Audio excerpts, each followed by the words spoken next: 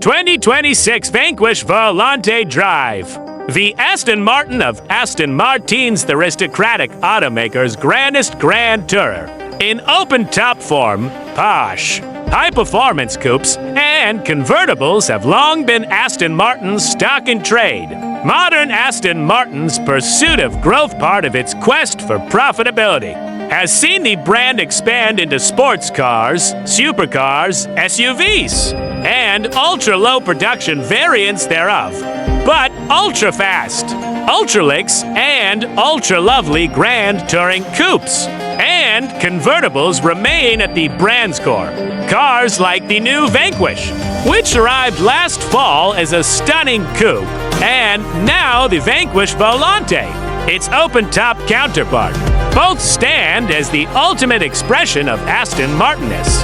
That means the Vanquish occupies a loftier perch than the thematically similar V12, which also is available in Volante form. Differences versus its penultimate sibling can be summarized as size, style, and motivation, befitting its status.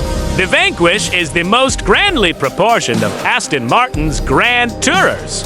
It is 6.5 inches longer overall, and its wheelbase extends 3.1 inches further than the DB12's. All of that extra wheelbase is situated between the base of the windshield and the front axle, as the front of the car effectively stretches. Forward, a visual totem of the Vanquish's other great differentiator, its V12 engine, which nestles entirely behind the front axle. The twin-turbocharged 5.2-liter V12 is a fresh design, even as this engine configuration dwindles to a tiny dot in the firmament of modern powertrains. But it burns more brightly than ever, boasting 64 more horses than Aston's last V12. Its 823 horsepower and 738 pound-feet of torque sent rearward to an 8-speed EF transaxle, which incorporates an electronic differential. Unleashing that much thrust on public roads, particularly in the crowded environs of New York City, is a challenge, and for a while, we're only able to delve partway into the accelerator's long travel. After crossing the Hudson, we succumb to brief bursts on the Palisades Parkway. They reveal a ferociously reactive powertrain that lets loose a refined roar when provoked. We flap the paddles to extend the music, which is more vocal in sport than in the standard GT mode. Although you can also switch to the louder exhaust mode via a button on the center console. Far outside the city at last, we're able to give the Vanquish Volante more leash. The ZF gearbox, a torque converter automatic rather than a dual clutch, manages to be both ultra-quick and super smooth, powering out of corners or pummeling empty straights. The V12 just pulls and pulls. With tremendous torque across a wide band, max grunt is available from 2,500 revolutions per minute. Even at go directly to jail speeds, there's still so much more. Aston claims a top speed of 214 mph. Carbon ceramic brakes, which were optional on the DBS, are standard on the Vanquish, with just one set of hardware to tune for. Aston's engineers were able to dial in fantastic brake pedal action that responds more to pressure than to travel, and yet doesn't feel overly touchy. It perfectly complements the accelerator pedal effort and even the steering heft. Creating harmony among the major controls, there are for drive modes GT, Sport, Sport Plus, and what, as well as an individual setting to mix and match from among them. But the changes they effect are subtle. In any mode, the steering remains perfectly weighted and more relaxed than darty. The Aston Martin blend Pirelli P0 PZ for S to 175/35 ZR to 1 front. 325/30 ZR-to-1 rear are certainly low profile, and yet this, Aston never feels harsh, even over broken pavement, of which we encountered plenty in our drive from Midtown Manhattan out to the hinterlands and back. The Vanquish is utterly composed over lumpy, twisting 2 lanes, tackled at extra-legal speeds. The chassis tuning allowing enough compliance to keep from upsetting the car. This is a Grand Tourer, not a racer. Simon Newton, Aston's director of vehicle performance, says that the convertible was developed alongside the coupe, and that they aim to deliver the same driving performance between the two.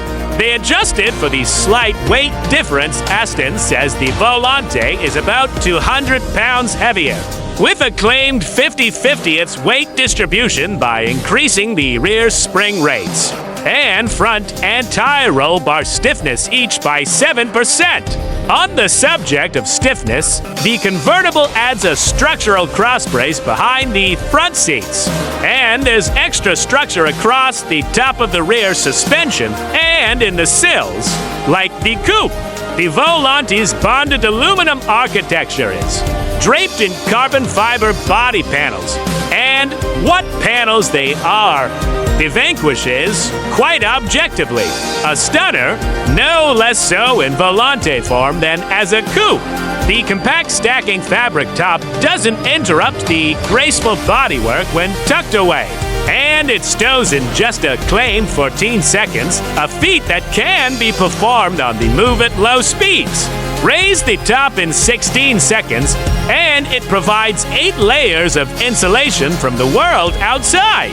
The world inside is leather-lined and beautifully finished. Like the coupe, the Volante is strictly a 2-seater.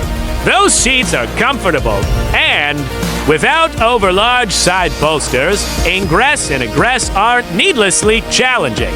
Behind them, small coves can accommodate a small backpack or handbag. You sit deep in this car. With the belt line up around shoulder level and a fairly high cowl, the slope of the dashboard, scooped out door panels, and a console that's lower than in the DB12 keep the interior from feeling confining. However, the long hood falls away from view, which can be somewhat disconcerting when parking in close quarters. But there is a dedicated hard button to instantly summon the parking cameras, with a choice of views which is helpful. Aston has retained physical switch gear in the Vanquish, and that's part of what makes this car so welcoming to the driver. Its most future-touchy aspect is the standard integration of Apple CarPlay Ultra. The system takes over not just the central touchscreen, but the instrumentation display as well. And while you don't have to hop out of it to operate climate controls or other screen-based vehicle systems, it was otherwise unimpressive. We found the system to be glitchy, Siri to be obtuse, and the phone-based navigation to be useless when we were out of cell range. We ended up quitting out of it in favor of the native navigation. Really, the Vanquish Volante is about classicism, not the latest gadgetry. The beauty of long hood short deck proportions, the sound and fury of a V12 engine, and the experience of open-air driving those are what's central to this car. These desirable elements make the Vanquish Volante the grandest of Grand Tourers, one that comes at an equally rarefied price. For $189,700 inclusive of destination and Alham gas guzzler tax, the upcoming supercars are sure to be still more expensive. But while you can pay more for an Aston Martin, this grandest Grand Tourer strikes us as the ultimate Aston Martin.